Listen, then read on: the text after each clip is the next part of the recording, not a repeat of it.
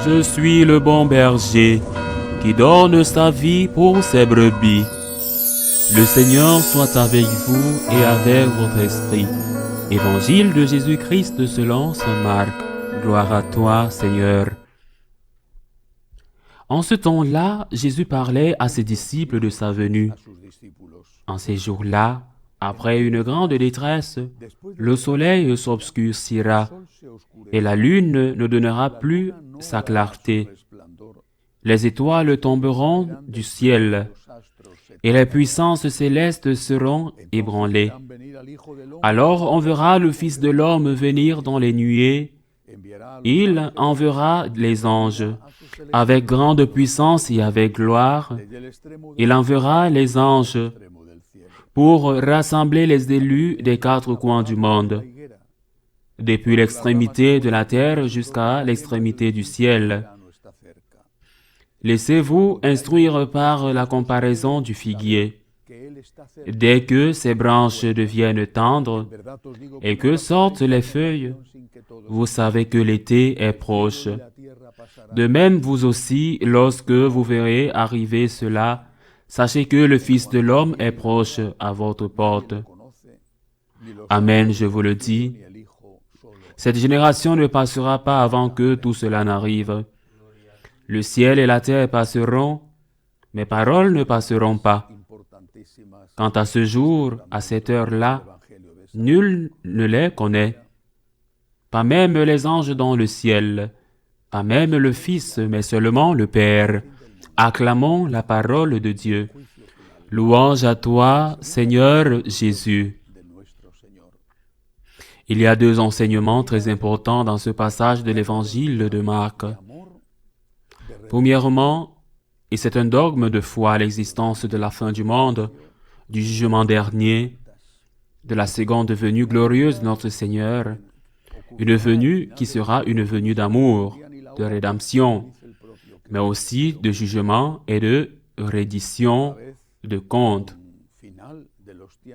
Une venue qui ne produira à la fin des temps et dont nous ne connaissons ni le jour ni l'heure, comme le dit le Christ lui-même, mais qui se produira à la fin du monde. Mais en même temps, une fin des temps qui se produira aussi avec chaque génération, comme le dit Jésus dans l'évangile d'aujourd'hui, c'est-à-dire que la dernière heure viendra pour chacun d'entre nous, quelle que soit notre santé, quelle que soit notre expérience de la vitalité.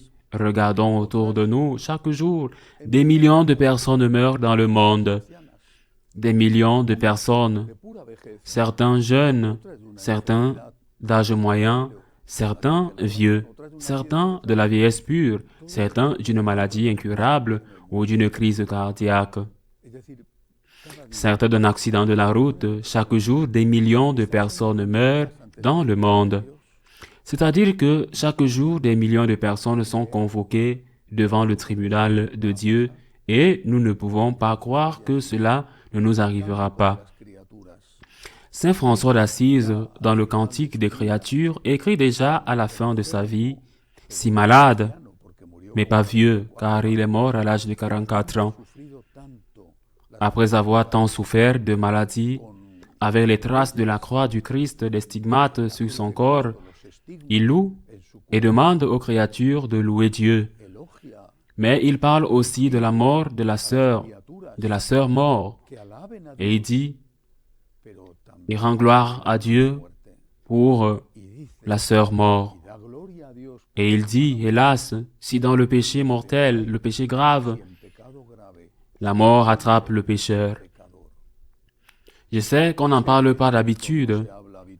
Il semble de mauvais goût de parler de la mort.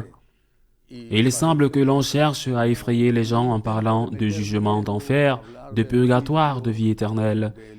Mais c'est comme si un médecin, pour ne pas contrarier le patient, ne lui disait pas « Vous avez une habitude qui nuit à votre santé. Vous avez un problème d'excès de sucre dans le sang, de diabète, de cholestérol. Je sais que ce que je vous dis vous contrarie parce que vous aimez fumer. vous aimez boire, vous aimez manger des sucreries, mais vous ne pouvez pas faire cela. Vous devez vous faire soigner. Quelle contrariété m'avez-vous donné, docteur? Eh bien oui, je vous ai fait de la peine. Je suis désolé, c'est une mauvaise nouvelle. C'est vrai, mais je vous le dis pour que vous évitiez quelque chose de pire. Quand le Seigneur nous avertit du jugement dernier, il ne nous le dit pas pour nous faire peur, mais pour que nous soyons préparés. Je ne pense pas qu'il serait mal vu qu'un professeur dise à ses élèves, « Vous allez passer un examen, et si vous ne le réussissez pas, je vous recalerai. Mais écoutez, je ne veux pas que quelqu'un échoue. Alors, je vais vous donner les questions de l'examen. Préparez-les bien. Voilà les matières sur lesquelles je vais vous examiner. Préparez-les bien. Parce que c'est ce que notre Seigneur a fait et nous le dit. Il va y avoir un examen. Il va y avoir un jugement. Vous allez mourir. Ne pensez pas que vous allez être ici pour l'éternité et pour toujours. Vous allez mourir. Nous ne savons pas quand. Nous ne savons pas le jour ou l'heure, mais vous allez mourir. Il va y avoir un jugement. Il va y avoir un jugement. Ce n'est pas une blague, mais je veux vous dire les questions auxquelles vous allez devoir répondre dans cet examen, qui sera votre récompense, l'examen final. J'ai eu faim, m'avez-vous donné à manger? J'ai été en prison, j'ai été nu, j'ai été seul, j'ai été triste.